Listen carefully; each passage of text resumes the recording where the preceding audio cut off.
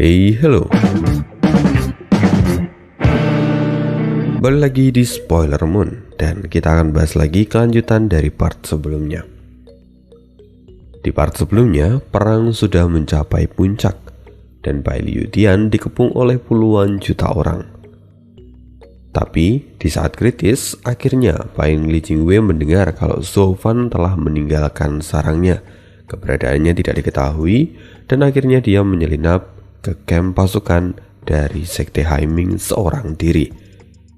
Lalu akhirnya dari situ lahirlah perjanjian 100 tahun antara Bai Li Jingwei dan juga para orang tua dari keempat wilayah.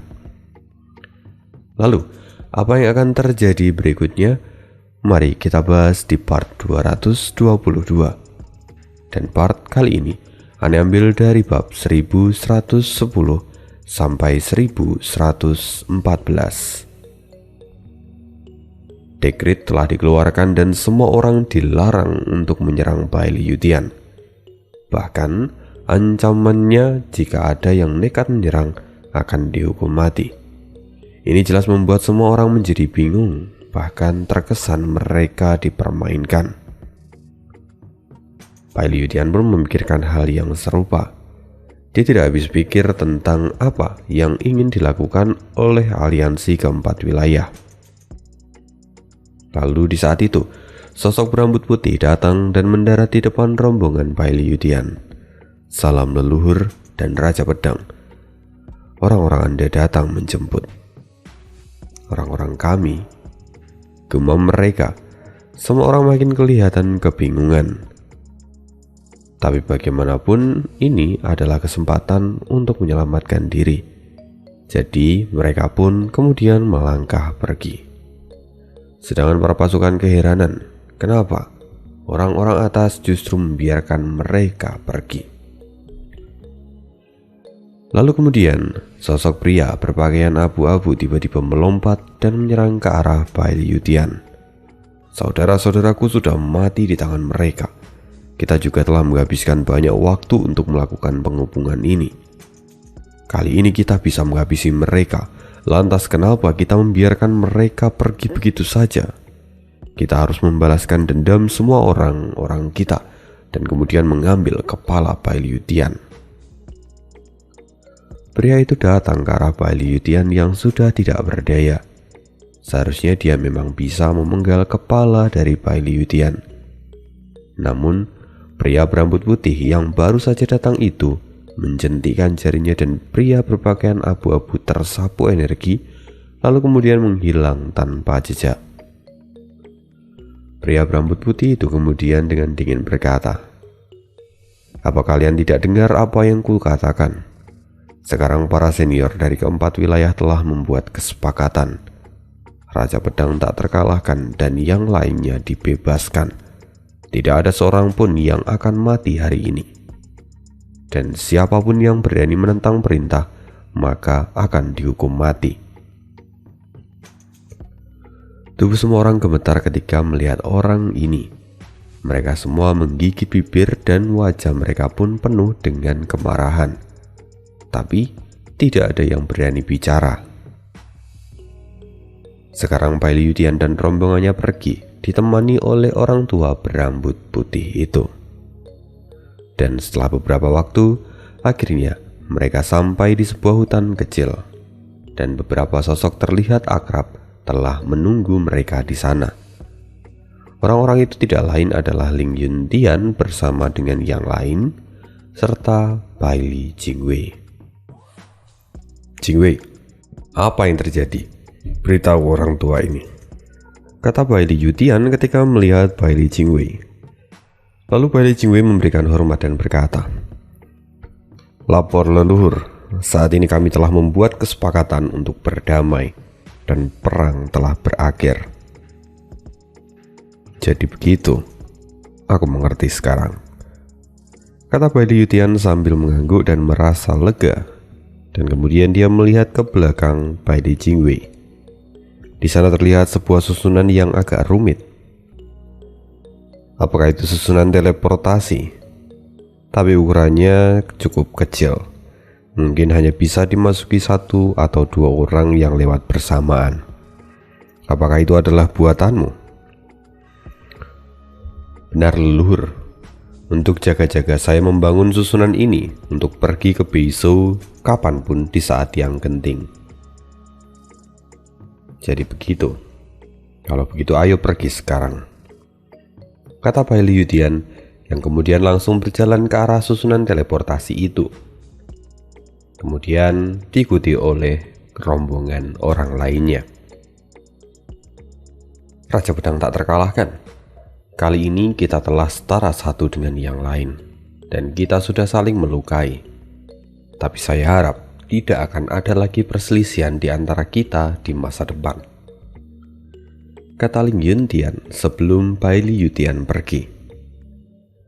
Bai Liudian mendengar itu, tapi tidak menanggapinya sama sekali. Dia kemudian masuk ke dalam susunan teleportasi dan menghilang begitu saja. Wajah Ling Yuntian jelas tampak kesal karena tidak dianggap. Apa kau pikir dirimu layak bicara pada leluhur kami? Kau bahkan tidak berani bertarung dengan kami, kata Bai Liuyu sambil menghina. Lalu dia kemudian menyusul masuk ke dalam susunan teleportasi. Para Raja Pedang lainnya, bahkan juga Bai Li Sedum, ikut mencibir dengan penuh hinaan di wajah mereka. Lalu kemudian pergi menuju susunan teleportasi. Melihat ini, Bai Li Jingwei menyeringai dan mengepalkan tinjunya. Master Sekte Ling mohon untuk tidak mengambil hati sikap dari leluhur kami dan juga para Raja Pedang. Mereka sejak awal memang sudah memiliki kehormatan yang sangat tinggi. Tentu saja, saya tidak keberatan akan masalah ini. Lagi pula perjanjian sudah terbentuk, maka tidak ada masalah lagi. Dengan begini saya ucapkan selamat tinggal, kata Ling Yuntian. Bai Li Jingwei kemudian mengangguk dan segera memasuki susunan teleportasi lalu menghilang dari sana. Setelah mereka semua pergi, Ling Yuntian tampak geram. Dan Master Sekte Bu melihat ini, lalu dia maju. Raja Pedang tak terkalahkan dan orang-orang dari Zhongzhou benar-benar sombong. Saya kagum pada Master Sekte Ling karena mau menanggung penghinaan ini demi kedamaian dari keempat wilayah. Saya sungguh merasa bersalah pada Anda kali ini. Tapi wajah Ling Yuntian masih tampak kesal dan mengabaikan ucapan dari Master Sekte Bu. Periksa semuanya dengan cepat.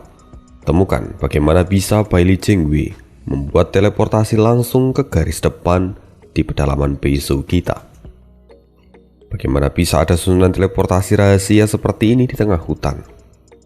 Bagaimana bisa pertahanan sekte kita begitu mudah ditembus dan orang bisa menyelinap masuk?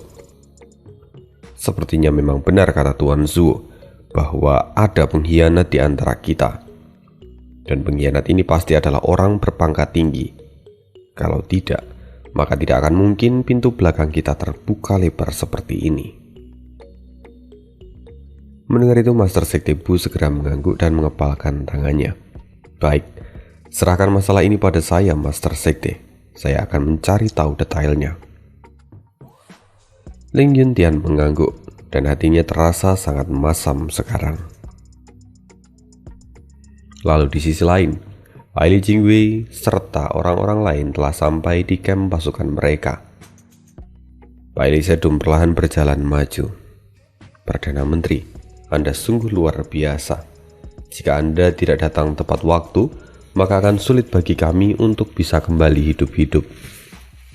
Namun, saya masih tidak mengerti dengan apa yang sebenarnya terjadi. Mengapa mereka akhirnya membiarkan kita kembali dengan selamat? Itu adalah sesuatu yang mudah dan sulit di saat yang bersamaan. Sebelumnya ibu kota memberi laporan bahwa hanya dalam beberapa hari ribuan kota di Kekaisaran Bintang Pedang telah jatuh dalam kekacauan. Jelas sekali bahwa ini seolah memberi tanda supaya aku kembali dan menyelesaikan masalah internal. Tapi di saat itu, para Raja Pedang juga berhasil memasuki garis belakang musuh. Itu menjadi kesempatan untuk kita menghabisi keempat wilayah bersamaan. Sayangnya ternyata itu hanyalah sebuah jebakan. Semua pasukan dari keempat wilayah langsung dikirimkan menuju Beiso. Dan sejak saat itu, aku tahu bahwa target mereka adalah keberadaan dari leluhur. Mereka memang berniat untuk menyerang kita dari internal dan juga eksternal secara bersamaan. Apa? Itu adalah situasi yang sangat serius. Bahkan kekaisaran juga dalam bahaya, kata para raja pedang. Pai Jingwei hanya bisa mengangguk dengan wajah pahit. Itu benar. Dan Zofan adalah penyebab semuanya. Sekarang dengan semua kekacauan ini, setidaknya kita butuh beberapa dekade untuk bisa memulihkan diri. Kenapa begitu lama? Apakah itu juga karena ulah dari Zofan lagi? Tanya Bailey Sedum. Bailey Jingwei tampak pahit dan menatap mereka semua. Kali ini saya sungguh meminta maaf pada leluhur dan semuanya. Dalam hal taktik saya benar-benar telah kalah dari anak itu. Mungkin Anda tidak tahu bahwa dia adalah pemimpin sebenarnya dari aliansi keempat wilayah dalam perang kali ini. Dialah yang disebut sebagai Grand Marshal dari aliansi keempat wilayah. Setelah itu Bailey Jingwei kemudian menjelaskan seluk-beluk yang terjadi pada semua orang. Dan semakin mereka mendengarnya, mereka pun semakin tercengang. Padahal mereka hanya tahu bahwa Zofan adalah seorang master tersembunyi dan seorang murid dari keluarga ternama. Tapi mereka tidak pernah menyangka bahwa semua kekalahan mereka kali ini ternyata hanya disebabkan oleh seorang anak, yaitu Zofan. Dan satu lagi, saya bisa menyelamatkan leluhur kali ini karena anak itu telah pergi. Kalau tidak, bahkan saya tidak akan bisa menang dalam negosiasi kali ini. Dia adalah musuh yang paling menakutkan. Saya tidak pernah bertemu dengan orang yang jauh lebih berbisa daripada dia, kata Bailey Jingwei dengan ketakutan di kedua bola matanya. Melihat ini, Bailey Yuyun mengerti apa yang Jingwei rasakan. Lalu dia mendekat dan berkata, "Tuan Perdana Menteri, Anda bisa yakin sekarang bahwa anak itu tidak ada lagi dan tidak akan menjadi ancaman untuk Anda." "Kenapa?" tanya Bailey Jingwei dengan wajah bingung. "Karena sekarang anak itu sudah terkubur di dalam perut monster Laut Utara. Dia tidak akan selamat dari tempat itu," kata Bailey Yuyun sambil tertawa liar. Lalu Bailey Yuyun pun menceritakan semua yang terjadi. Bailey Sedum setelah itu menatap mereka dan berkata, "Seorang musuh alami telah lahir dan bisa melawan kita baik dalam segi bakat dan juga taktik. Hal ini sungguh membuatku merasa sangat kesal. Dan sekarang dia mati. Siapa yang harus menanggung dendamku ini sekarang? Tidak ada. Lagi pula dia sudah mati dan tidak ada yang layak untuk menggantikannya. Apalagi Ling Yuntian. Apa kau pikir dia layak untuk menanggung beban itu?" kata Bailey Yuyun. Mendengar ini mereka semua tampak geram dan kesal karena tidak bisa membalaskan dendam mereka. Bailey Yutian tiba-tiba muntah darah dan dia bergumam, "Zofan, hidupmu adalah milik orang tua ini." Di sisi lain, di perbatasan, perang masih terus terjadi dan ledakan menggema di sana-sini. "Mundur! Perdana Menteri meminta semuanya untuk mundur!" Sebuah teriakan terdengar dari kejauhan. Orang itu adalah pembawa berita dari Bailey Jingwei. Fei Yun yang mendengar ini terkejut. "Kenapa? Kita sudah hampir menerobos. Lantas kenapa kita harus mundur sekarang? Apa-apaan ini?" "Sepertinya kita kalah dalam perang ini," jawab Raja Pedang Qin. Fei Yun tampak tidak senang. "Apa yang kalah? Di bagian mana kita kalah dari musuh? Kita berada di atas dan kita bisa menaklukkan Beiso dalam waktu singkat. Jadi bagaimana bisa kau menyebut ini sebagai sebuah kekalahan?" Selain itu, Bai Li Jingwei juga sudah berjanji padaku bahwa setelah di sini selesai, maka dia akan membantuku untuk menyerang Dongzhou. Lantas kenapa kita harus menyerah sekarang? Bahkan jika kau tidak setuju dengan hal ini, apa yang bisa kau lakukan? Kekuatan utama perang ini adalah tentara dari Zhongzhou. Jika Bai Li Jingwei sudah meminta pasukan untuk kembali, maka tidak ada yang bisa tinggal di sini. Apa kau masih mau menyerang sendiri kekuatan tempur dari aliansi keempat wilayah? Kata Dan Ginseng sambil sedikit tertawa. Lalu kemudian dia berbalik dan meninggalkan tempat itu. Jiu Jianxian terlihat menyeringai dan ikut berbalik. Pak Tua, jika kau ingin bertarung, maka lakukanlah dengan baik. Tapi hati-hati, jangan sampai menyinggung teman lama, karena itu harga yang tidak sepadan. Setelah itu Raja Pedang Qin dan Jiu Jianxian pun ikut berbalik dan meninggalkan sangguan Fei Yun. Sehingga akhirnya si Fei Yun menjadi semakin marah. Dia ditinggalkan dan tidak punya pilihan lain selain kembali.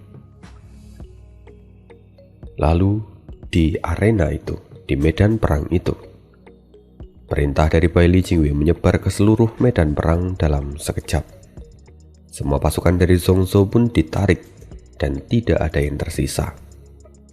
Segera medan perang yang sebelumnya penuh dengan teriakan dan ledakan kini sepi seperti kuburan. Lalu pada saat yang sama 200 formasi pertahanan terakhir dari Beizhou juga telah banyak mengalami kerusakan. Hampir setengah pasukan yang ada di baris depan dibantai oleh musuh. Yun Hai kini masih ada di garis belakang dan dia tampak gugup serta keringat dingin terus mengalir. Tapi perlahan dia melihat pergerakan dari pasukan musuh. Dia sedikit merenung. Meski begitu, Yun Hai tidak mau lengah. Dia langsung memberikan komando pada semuanya. Kirim pesan pada para petinggi sekte dan jangan mengendurkan diri sampai semuanya benar-benar sudah dalam kendali kita. Kita tidak boleh membiarkan mereka melancarkan serangan mendadak dan jangan biarkan mereka menerobos tempat ini. Lapor Marskal Luo. Tiba-tiba seorang utusan datang setelah Yun Hai memberikan perintah itu tadi. Utusan itu kemudian berkata lagi, kabar baik datang dari pemimpin wilayah. Sekarang musuh telah mundur dan meninggalkan medan perang. Apa? Mundur? Teriak Yun Hai yang tampak linglung. Dia kemudian berbalik dan melihat Suge Changfeng. Steward Suge, apa yang mereka lakukan? Suge Changfeng tampak mengelus janggutnya dan juga ikut berpikir. Tapi kemudian seorang utusan itu datang dan membawa slip giok. Patriark, Tuan Leng mengirimkan pesan dari baris belakang.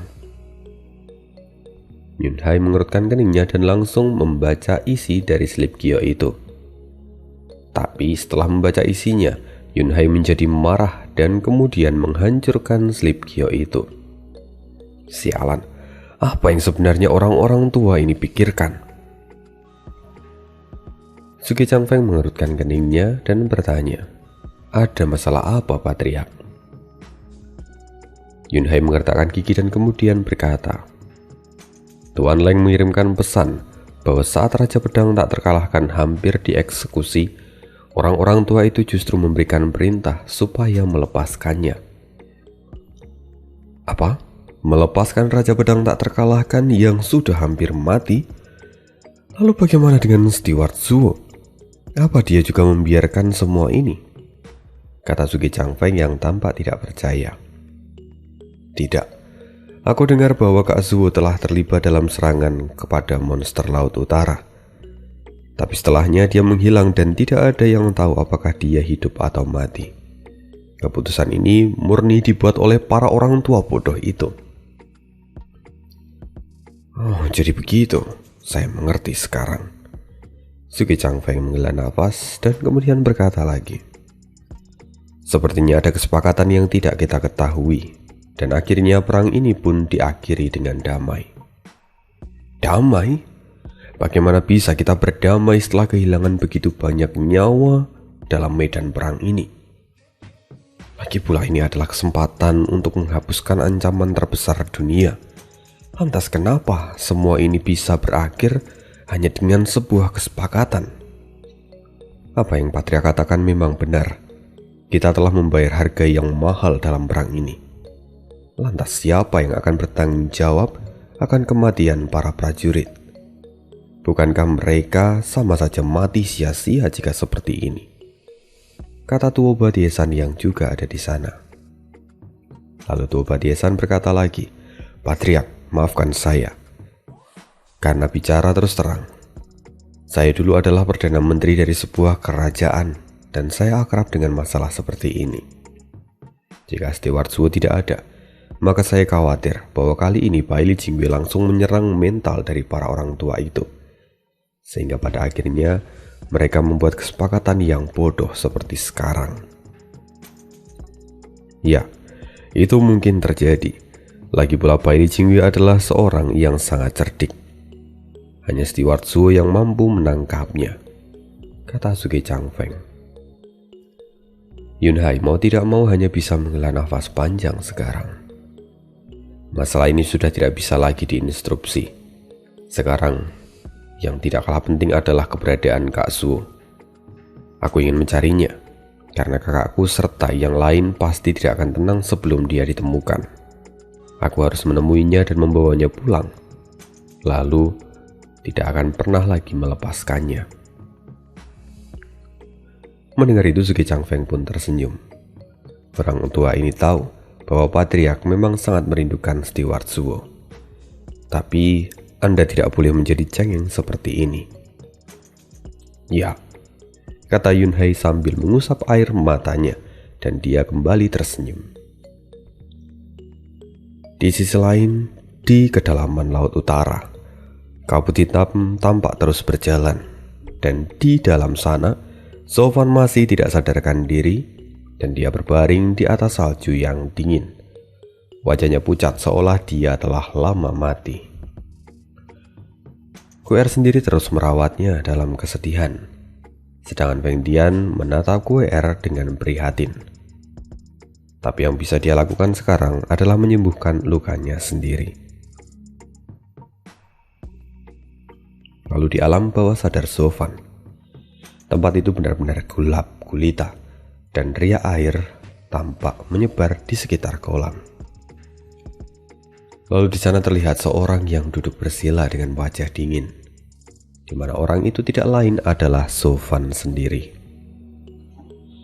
Tempat itu benar-benar hening, sampai sebuah tangan keriput menepuk pundak Sofan. Sofan masih tetap diam dan enggan untuk membuka matanya. Lalu senyum tipis muncul dari sudut orang tua itu, lalu dia berkata pelan, "Kau datang lagi kemari. Apa kau sudah siap untuk tidak pernah bisa kembali lagi?" "Kau siapa?" kata Sofan sambil melihat orang tua itu. Lalu sosok orang tua itu datang dan berkata, "Apa kau sudah melupakanku? Sebelumnya kita pernah bertemu sekali saat nyawamu terancam. Dan kali ini terulang lagi. Saat ini jantungmu hampir tidak berdetak lagi." Sofan termenung sebentar lalu berkata, "Maafkan saya karena membuat senior harus menemui junior ini lagi. Tapi siapa sebenarnya senior ini?" "Kenapa kamu bertanya siapa aku? Kau tidak perlu bertanya. Toh, kau juga tidak mengenalku," kata orang tua itu sambil berbisik pelan. "Tapi sayang sekali jika kamu mati sekarang. Aku sudah membantumu untuk menyelamatkan hidup dari gadis kecilmu itu. Jadi segera pulihkan dirimu dan mari bertemu di alam kudus." "Apa?" Tubuh Sofan gemetar. Dia menatap orang tua ini dengan penuh keheranan. Orang tua itu menyeringai dan kemudian berkata, "Ingat, ini adalah kesempatan terakhirmu. dan aku tidak bisa lagi menyelamatkanmu di masa depan. Jadi pastikan kamu harus menjaga dirimu dan lebih berhati-hatilah. Jadilah lebih kuat, sehingga bahaya tidak akan mengancammu. Kata sosok itu yang kemudian memudar lalu menghilang. Senior! Teriak Sofan, yang mana itu juga keluar dari mulutnya di dunia real. Sofan bangun dari tidurnya. Mendengar Sofan berteriak, WR pun berseru, "Ayah, kamu sudah bangun." Akhirnya kau bangun juga, nak. Luka di tubuhmu tidak terlalu serius, tapi kamu pingsan selama 7 hari. Aku bahkan berpikir kalau kau sudah tidak akan pernah lagi bangun, kata Feng Tian sambil tertawa ketika mendengar Sofan sadarkan diri. Sofan perlahan bangun di dalam kegelapan. Itu semua terjadi karena matanya masih disegel. Lalu dia hanya bisa berteriak, "Bagaimana dengan King Chen? Senior, di mana dia?" "Oh, kau mencari gadis itu? Kau tidak perlu khawatir. Kau sudah menyelamatkannya dari kematian." "Aku menyelamatkannya?" "Ya," kata Feng Tian tanpa keraguan. Lalu dia menjelaskan, "Sebelumnya, gadis itu menyelamatkanmu dengan menyedot api petir hitam yang ada di dalam tubuhmu, sampai akhirnya tubuh dan jiwanya sendiri terancam. Setelah tubuhnya hancur, hanya tersisa jiwanya, dan saat itu hanya tinggal menunggu kehancuran. Tapi tiba-tiba Emperor Realm Avenue muncul dan melindungi jiwanya, sehingga dia tidak jadi binasa." Sofan terkejut. Emperor Realm Avenue? Bukankah itu hanya ada dalam legenda? Hanya mereka yang berkultivasi sampai ranah Emperor yang bisa mendapatkannya. Lantas, bagaimana mungkin aku memilikinya? Kau tidak tahu? Tentu aku tidak tahu. Jika aku memang memilikinya, berarti aku sudah ada di ranah Emperor. Jika aku seorang ahli di ranah Emperor, apakah aku selemah ini? Kata Sofan. Feng Tian mengerutkan keningnya dan dia berkata, "Jika kau bahkan tidak mengetahuinya, lantas bagaimana dengan orang tua ini? Emperor Realm Avenue seharusnya hanya dimiliki oleh 10 kaisar di alam kudus. Tapi kau bisa menggunakannya. Aku tidak tahu apa yang ada di balik dirimu yang sebenarnya. Sepertinya kau memiliki latar belakang yang tidak biasa." Mendengar itu Sofan juga merasa bingung. Tapi dia kembali teringat akan sosok orang tua yang sebelumnya menemuinya. Lalu, apa dia adalah orang yang telah membantunya dari awal hingga akhir? Banyak pertanyaan muncul di kepala Sofan. Dia tidak bisa menemukan jawabannya sama sekali. Tapi yang lebih penting, bagaimana dengan jiwa King Chen? Di mana dia sekarang?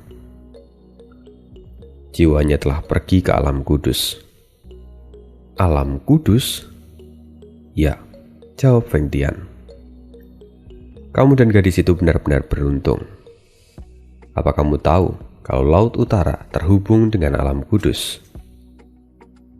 Sofan mengerutkan keningnya dan berkata, "Menurut peta yang digambarkan oleh Long Zhu, memang seharusnya ada di sekitar sini gua angin surga dan bumi yang terhubung langsung dengan alam kudus.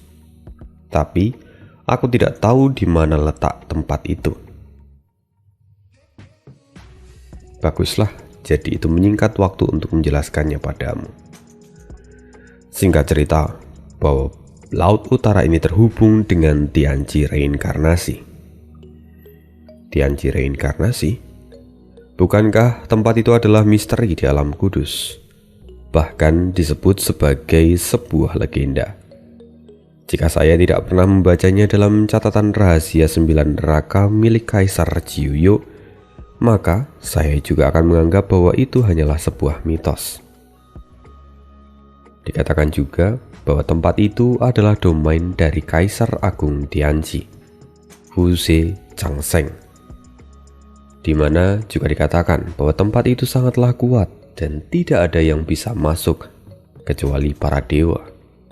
Bahkan ke-9 kaisar lainnya pun tidak tahu cara untuk memasuki tempat ini.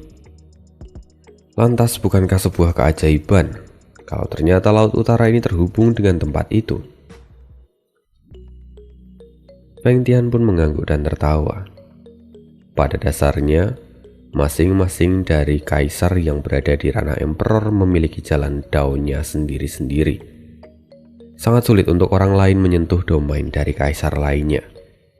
Tapi kali ini, karena kemampuan mata Dewa Kongming serta api petir hitam milikmu, kau berhasil memecahkan penghalang itu dan langsung terhubung dengan Tianqi reinkarnasi.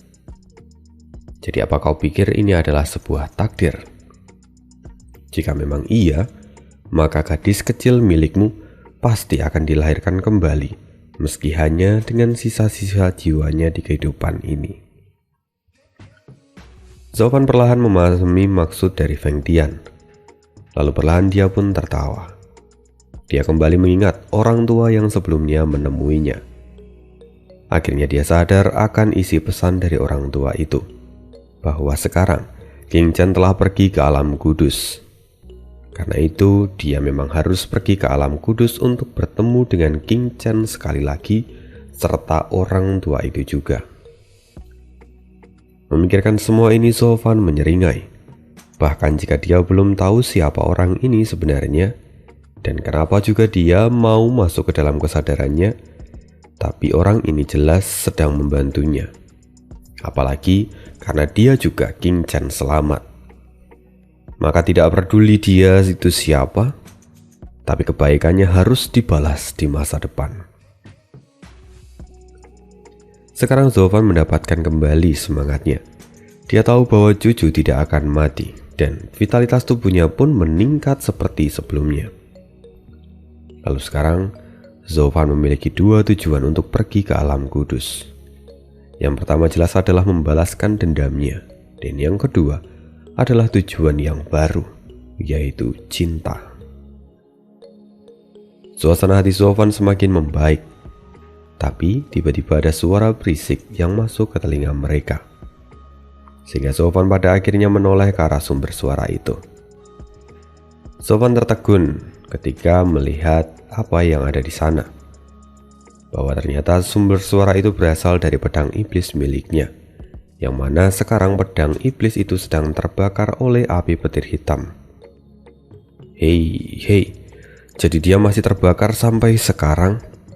Ini sudah hari ke-7 setelah kamu koma, tapi api itu juga tidak kunjung padam. Melihat ini, Feng Tian menyeringai dan tidak bisa menahan tawanya.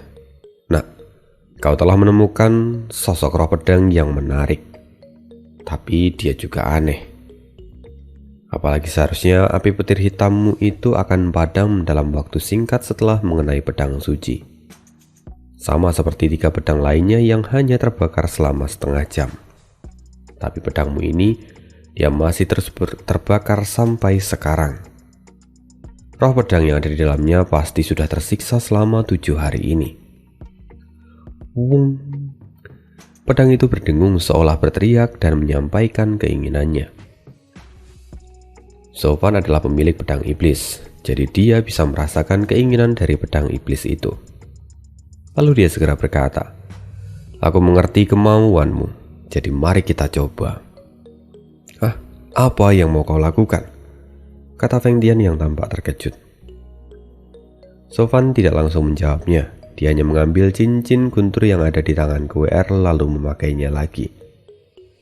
Dia kemudian mengayunkan tangannya dan potongan batu roh suci keluar dalam jumlah yang sangat besar. Melihat ini, Feng Tian terlihat bingung, bahkan setelah Zhou Fan mulai membuat formasi pun. Jadi kemudian Feng Tian bertanya, "Ini adalah formasi pemurnian senjata. Apa yang sebenarnya ingin kau lakukan?" Seperti yang senior katakan, ini adalah formasi pemurnian senjata. Maka saya akan menyempurnakan pedang iblis milik saya, kata Sofwan sambil tertawa kecil. Lalu dengan satu lambaian tangan dia mengambil 3 pedang suci lainnya yang tergeletak di tanah. Lalu segera dia membentuk segel di tangannya dan berteriak, "Langit dan bumi, api dan air, bla bla bla bla." Ledakan keras terjadi saat Sofwan mengaktifkan formasi itu. Lalu pada saat yang sama, api petir hitam bergabung di dalam formasi yang terlihat seperti membakar keempat pedang yang ada di dalam formasi itu. "Nak, apa yang kau lakukan? Apa kau ingin memperbaiki pedang sucimu itu? Apa kau pikir kau benar-benar memiliki kemampuan untuk meningkatkan kekuatannya? Belum lagi fakta kalau pedang itu adalah pedang suci kelas 6. Jadi itu sangat mustahil dengan kemampuanmu sekarang," kata Feng Tian dengan wajah bingung. Sofwan menyeringai. "Terlepas dari teknik ataupun kultivasi yang saya miliki, jelas saya jauh berada di bawah Kaisar Pedang. Tapi saya memang tidak ingin menyempurnakan pedang ini, tetapi menggabungkan pedang ini seperti yang diinginkan oleh pedang iblisku." Mustahil. Saat itu saja Kaisar Pedang membutuhkan kekuatan dari 5 binatang suci untuk membuat pedang suci ini. Jika bukan karena orang tua ini yang membantunya, maka pedang itu tidak akan pernah lahir. Sekarang karena pedang suci itu dikembangkan dari kekuatan kami, maka mereka memiliki karakteristik yang serupa dengan kekuatan kami. Lalu dia juga pernah mencoba menggabungkan kelima kekuatan ini dan berakhir dengan kekacauan besar. Lantas bagaimana caramu akan melakukannya? Senior sepertinya lupa bahwa ada hal yang tidak dimiliki Kaisar Pedang dan hanya saya miliki. Transformasi iblis surgawi, kata Sofwan sambil melepaskan segel di tangannya. Aura gelap segera keluar dari tubuh Sofwan dan mengelilingi ketiga pedang suci itu. Lalu setelahnya, api petir hitam mulai menyambar-nyambar di sekeliling pedang itu. Melihat ini Feng Tian tertegun sejenak. "Kenapa aku bisa lupa kalau kau adalah orang yang berhasil menggabungkan kekuatan dari kelima binatang suci? Kau memang luar biasa. Kau bisa menyelesaikan penggabungan ini yang bahkan tidak bisa diselesaikan oleh Kaisar Pedang." Sofwan melambaikan tangannya dan 4 pedang berkumpul di dalam api petir hitam. "Bukan saya, senior. Ini adalah gabungan kemampuan dari Kaisar Pedang serta Kaisar Iblis Jiuyo. Sekarang sudah selesai, maka aku akan pergi dan melakukan persiapan untuk kembali ke alam kudus. Jadi untuk kebaikan senior hari ini, saya pasti akan membalasnya di masa depan." Lalu di sisi lain kita akan berpindah ke sisi seberang lagi. Di pedalaman Laut Utara, "Sofwan, Sofwan, di mana kamu?" teriak beberapa sosok cantik yang pergi menyisir Laut Utara. Orang-orang itu tidak lain adalah Yun Chang, Suang Er, serta beberapa yang lainnya. Yunhai sendiri tampak memandang Laut Utara yang sangat luas. "Kak Zhou, akhirnya aku mendengar kabar tentangmu. Tapi di mana kau sekarang?" Orang mati memang suka datang dan pergi kemanapun dia mau. Sekarang pun aku tidak tahu kau masih hidup atau tidak, kata Yun Chang dengan kesal dan menangis. Yunhai segera mendekati kakaknya dan menyerahkan sapu tangan miliknya. "Kakak jangan sedih. Kak Zhou selalu diberkati dan aku percaya bahwa dia pun akan kembali kali ini." "Apa kau benar-benar yakin akan ucapanmu itu? Lagi pula dia adalah seorang pengkhianat. Memangnya dewa keberuntungan masih akan memihaknya kali ini?" Sebuah tawa terdengar dan masuk ke telinga mereka semua. Lalu kini semua orang gemetar dan melihat sosok wanita muda yang baru saja berbicara. Yun Chang menatap orang ini dan langsung berteriak dengan marah. "Apa Sofwan menyinggungmu sebelumnya, sampai-sampai kau mengutuknya hari ini?" Menyinggungku atau tidak itu tidak ada hubungannya. Tapi anak itu pasti sudah mati. Lagi pula semua orang tahu akan kekuatan dari monster laut utara. Bahkan Raja Pedang tak terkalahkan pun tidak bisa lolos darinya. Aku berharap dia tidak akan pernah muncul lagi di kemudian hari. Hei, apa maksudmu Kak Sue? Kak Sofan sedang dalam pencarian. Tidak bisakah kamu bicara dengan lebih baik? Bentak Yunchang. Kemudian keduanya saling beradu mulut. Biasalah cewek. Lalu pada saat itu seorang pria lain pun berkata, Sui Mei, apa kamu lupa tujuan kedatangan kita kemari? Sekarang ayahku dan lainnya juga belum ditemukan. Karena itulah kita datang kemari. Benar bahwa sampai sekarang Murong Li, Ouyang Lingtian, serta Sangguan Fei Xiong masih belum ditemukan. Karena itu, ketiga generasi muda dari masing-masing wilayah juga ikut melakukan penyisiran. Murong Zui merenung sebentar, lalu kemudian dia berbalik untuk mencari. Tapi dia tetap bergumam dengan kesal. Sejak zaman kuno, jalan iblis dan jalan kebenaran memang tidak pernah cocok satu sama lain. Sudahlah, aku akan pergi saja. Tunggu. Yunhai mengangkat tangannya dan mencoba menghentikan mereka. Nona, saya tidak mengerti akan kebencianmu itu. Kakak laki-lakiku adalah kepala pelayan terbaik di dalam keluargaku. Kau datang dan memfitnah banyak hal tentang dia. Maka tentu aku tidak bisa membiarkannya begitu saja. Sebagai seorang adik, aku tidak bisa menerima semua sumpah burukmu pada kakakku. Oh, jadi kau adalah adik laki-lakinya? Hei, kenalkan, aku juga adik laki-lakinya. Sungguh kebetulan. Kata Ouyang Changqing dengan semangat untuk menyapa Yunhai. Diam, bentak Murong Zui yang langsung kesal pada sikap Ouyang Changqing. Lalu Murong Zui menatap Yunhai dengan dingin. Aku tidak pernah memberikan sumpah buruk pada seseorang, tapi dia adalah biang iblis. Dan jika kau tidak mengetahuinya, maka aku akan memberitahumu semuanya. Apa yang ingin kau beritahukan padaku? Apa itu adalah tentang rencana pembunuhannya pada Kekaisaran Bintang Pedang? Apa kau menganggap tindakannya dalam membunuh musuh itu adalah sebuah dosa? Jika memang begitu, maka itu tidak ada bedanya dengan para petinggi dari keempat wilayah, termasuk keluarga Murongmu. Apa Anda bahkan tidak pernah merasa bersalah? Tapi meski begitu, dia telah merenggut banyak nyawa tak berdosa, dan tindakannya itu benar-benar keji, kata Murong Zui. Jika kita sudah bicara tentang kepentingan dunia, maka dosa dan bukan akan tergantung pada sudut pandang yang melihat. Tapi pada akhirnya, dia tetap merenggut kehidupan yang tidak berdosa, menemui kematian lebih cepat dari yang seharusnya.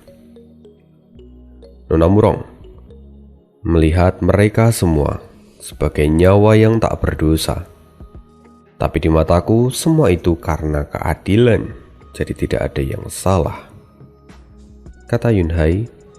Dan kemudian dengan suara tegas dia berkata lagi, Nona Murong, Anda menyebut orang-orang itu dengan sebutan tidak bersalah berdasarkan kekuatan mereka.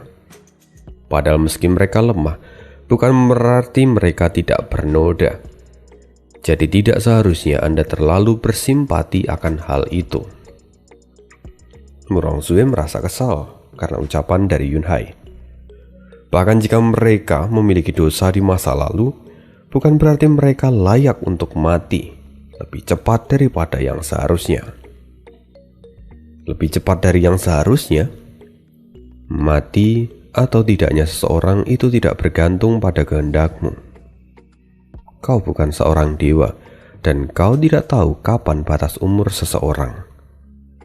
Seperti saat Kak Zuo di Zhongzhou dan menyelamatkan kamar dagang Haichuan.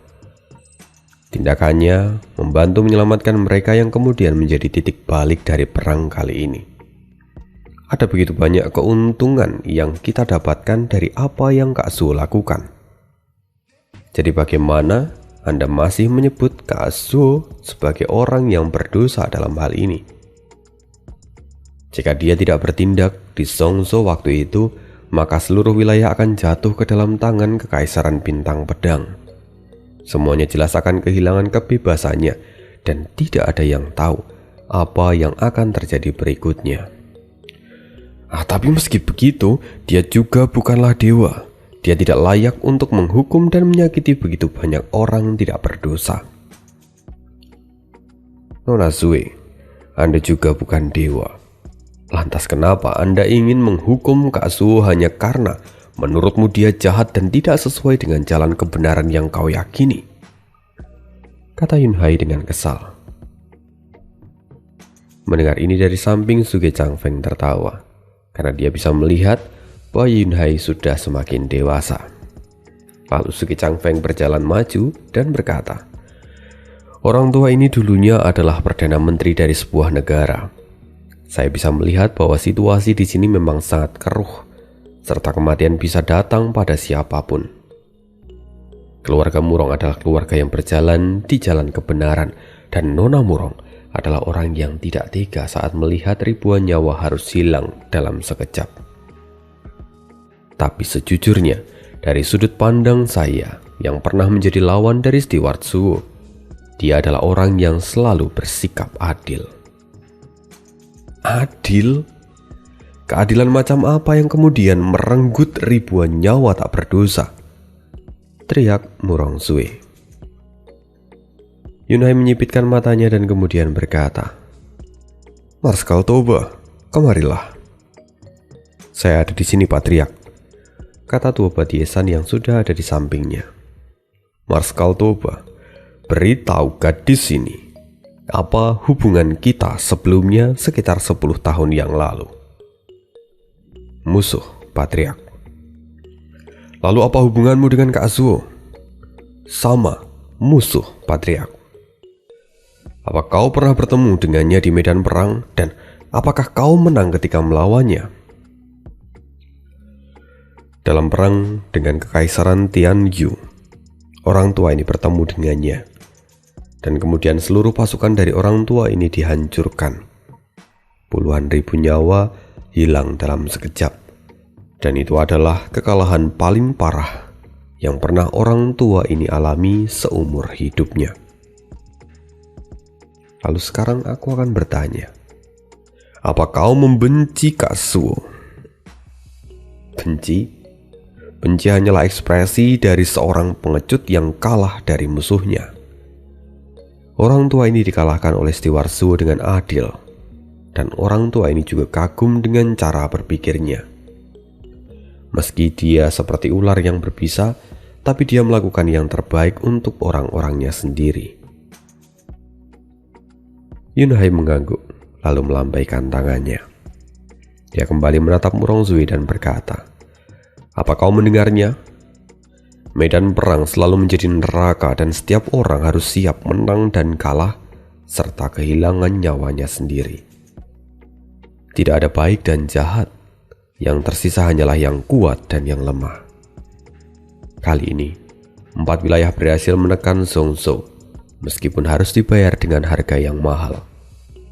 Tapi apa yang Kazuo lakukan adalah menyelamatkan seluruh kehidupan dan kebebasan dari keempat wilayah. Ini adalah keadilannya dan tidak ada yang jahat dari tindakannya.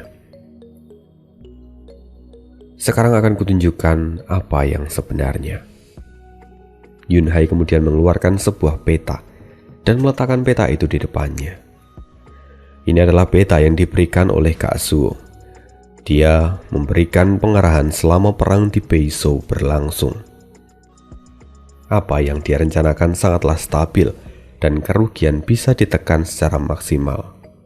Bahkan jika lawan bisa menerobos kedalaman dari 3 wilayah lainnya, tapi tidak ada kerusakan yang berarti.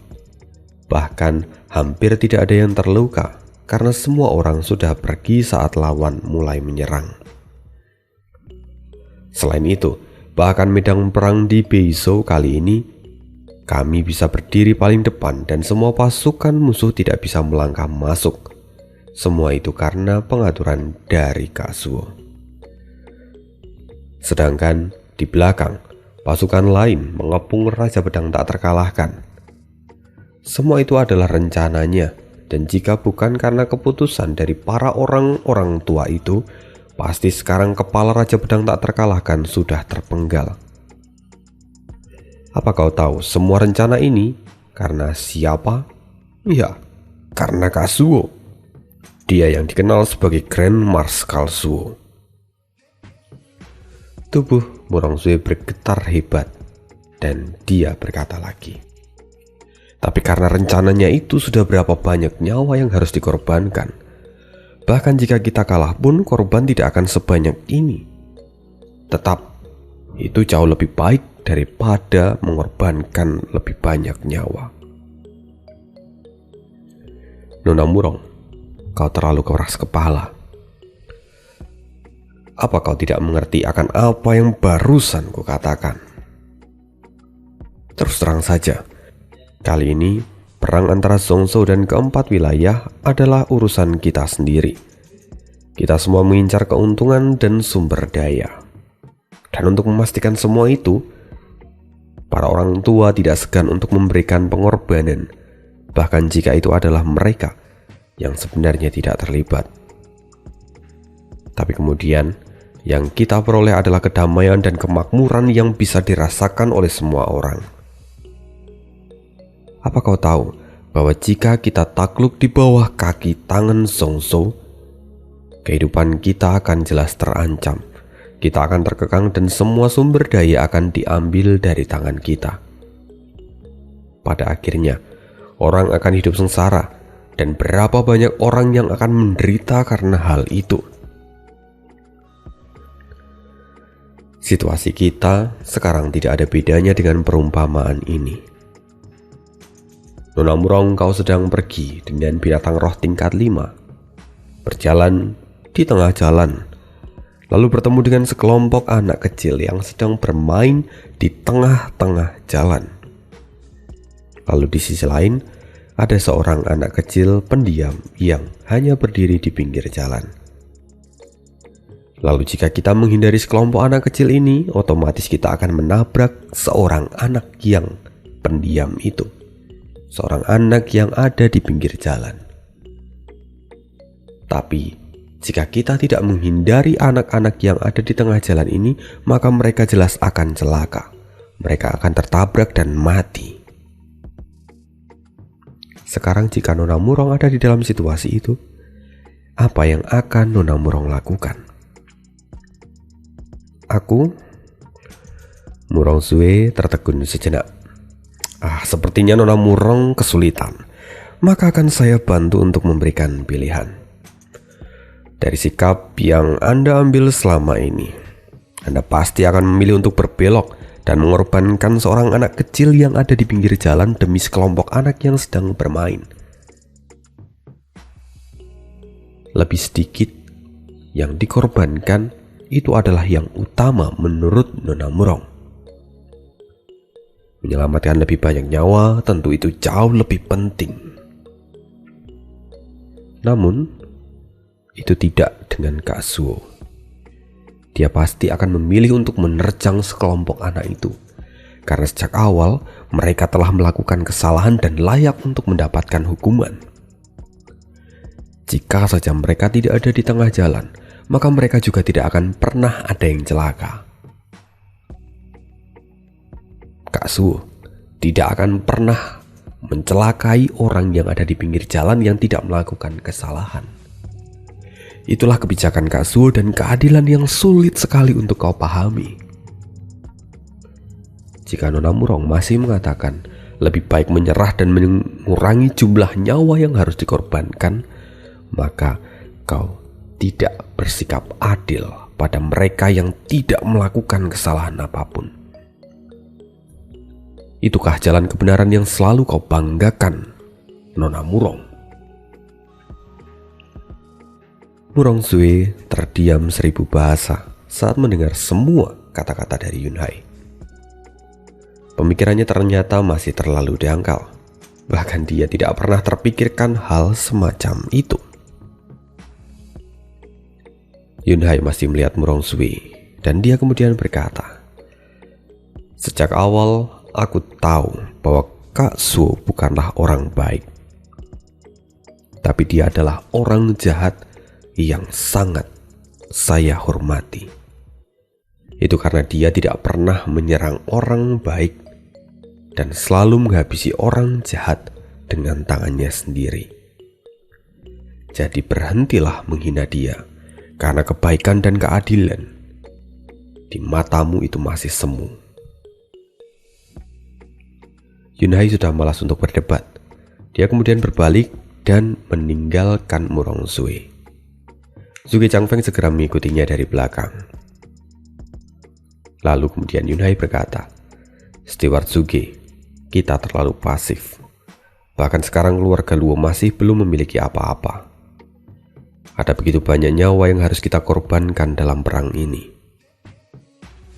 Apakah kerja keras kita selama ini akan terbuang sia-sia?" "Patriark, saya tahu maksud Anda," kata Suge Changfeng yang segera mengangguk. Dia melihat hal lain dari sudut pandang Yunhai, dan dia berkata, "Apakah Patriark ingin merebut tampuk kekuasaan yang ada?" Yunhai mengangguk. "Meski kita telah berkembang pesat di Shisou, tapi di dunia luar kita belum menjadi apapun. Kita masih terlalu pasif dan sudah saatnya untuk bergerak lebih maju lagi. Aku tidak ingin lagi bermain-main. Kita harus mengincar puncak yang jauh lebih tinggi lagi," kata Yunhai dengan penuh ketegasan dan keseriusan di wajahnya. Pai Jingwei yang mendengarnya pun kemudian tertawa. "Patriark, jangan khawatir. Sekarang kekacauan di dunia baru saja mereda, dan untuk bisa pulih itu memerlukan waktu yang lama. Ini adalah kesempatan untuk kita bangkit, dan saya pasti akan membantu Patriark mencapai apa yang Anda inginkan.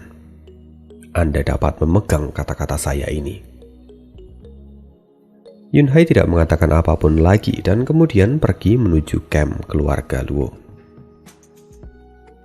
Sebelumnya keluarga Luo hanyalah keluarga kelas 3 yang ada di ujung tanduk kehancuran. Tapi berkat kedatangan Suo Fan, keluarga Luo berkembang pesat seperti sekarang. Tapi rupanya sekarang itu tidaklah cukup. Yunhai menginginkan sesuatu yang jauh lebih besar lagi karena dia merasa tidak berdaya dalam perang kali ini. Dia harus menjadi lebih kuat lagi. Kini, di sisi lain melihat Yunhai pergi, Ouyang Changqing merasa kesal. Apa-apaan anak itu? Dia bahkan berani memanggil Zui Meiku dengan sebutan gadis kecil. Sepertinya dia benar-benar punya nyali seperti macan. King Yan mencibir. "Senior Ouyang hanya berani bicara ketika mereka sudah pergi. Lantas untuk apa kau menggerutu?" "Tunggu, ini?" Tiba-tiba perhatian dari King Yan teralihkan setelah melihat 3 sosok akrab yang sedang berjalan di kejauhan. "Sue Er, Changqing, Yan Er, kalian semua ada di sini?" kata Murong Li yang kemudian menyapa mereka. "Kakak, ada apa denganmu?" kata Murong Zue yang melihat keadaan kakaknya yang terlihat lusuh. Murong Li kemudian berkata, "Sue Er, kali ini kami bertemu dengan kalian. Tapi mungkin ini akan menjadi pertemuan terakhir kita untuk waktu yang lama. Dan Sue Er, kamu juga akan menggantikanku untuk menjadi Patriark Murong. Changqing, kamu juga. Kamu harus menjaga dirimu sendiri di masa depan dan kamu harus bisa berguna untuk sekte," kata Ouyang Lingtian. "Yan Er, setelah ini kembalilah dan beritahu para tetua tentang keputusanku. Kamu juga harus menjaga diri baik-baik selagi aku tidak ada," kata Fei Xiong. Mendengar ucapan dari ketiga orang itu, ketiga anak itu juga menjadi bingung dan kemudian berseru, "Ada apa dengan keputusan ini?" Ketiganya menghela nafas dan berkata, "Apa kalian tahu kenapa perang kali ini berakhir? Mereka bertiga bingung dan menggelengkan kepala. Lalu Murongli mengangguk dan berkata, "Kalian memang adalah junior dan mungkin tidak tahu tentang masalah ini. Jadi, setelah kami bangun dari reruntuhan, kami sadar bahwa perang telah selesai. Lalu kami berjalan di sekitar hutan dan kemudian bertemu dengan Master Sekte Ling serta yang lainnya. Di sana kami mengetahui bahwa ternyata mereka telah membuat kesepakatan dengan Baili Jingwei kalau perang akan berhenti selama 100 tahun. Kedua belah pihak juga tidak akan saling mengganggu satu sama lain. Tapi sebagai gantinya, Raja Pedang tak terkalahkan dibebaskan. Dan di masa depan, entah siapa yang bisa melawannya." Ketika kami menanyakan ini pada mereka semua, mereka juga terdiam. Mereka hanya tergiur karena sekarang keadaan akan menjadi damai. Tapi mereka lupa bahwa 100 tahun berikutnya perang akan terjadi lagi. Karena itu kami bertiga sepakat untuk kembali dalam pengasingan. Kami akan melatih diri sehingga kami layak untuk melawan Raja Pedang tak terkalahkan di masa depan. Mendengar itu tubuh Murongzui gemetar. Dia kembali teringat akan ucapan Zofan.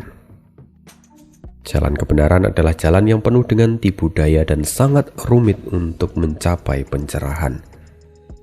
Pikiran semua orang sudah terinfeksi dengan iblis dan orang akan selalu menjadi arogan. Sebuah pepatah mengatakan, jika iblis tidak bisa menjerumuskanmu dalam sebuah kesalahan, maka dia akan membuatmu terlihat menjadi seorang yang sangat-sangat baik, sehingga kamu kemudian menghakimi orang lain. Murongzui terdiam. Dia perlahan memahami semua itu dan mulai berpikir bahwa perbedaan antara kebenaran dan kejahatan itu seperti selembar tisu yang semu dan sulit untuk dibedakan.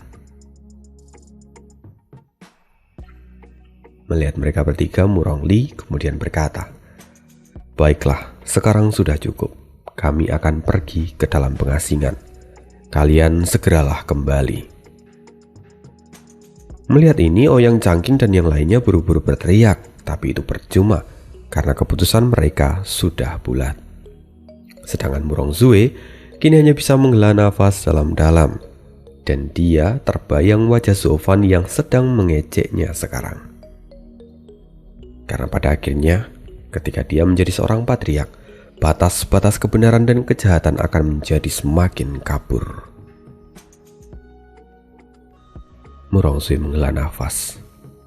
Sepertinya aku memang harus belajar lagi tentang dunia ini. Dan sekian dulu spoileran kali ini. Sampai jumpa lagi di next video. Bye.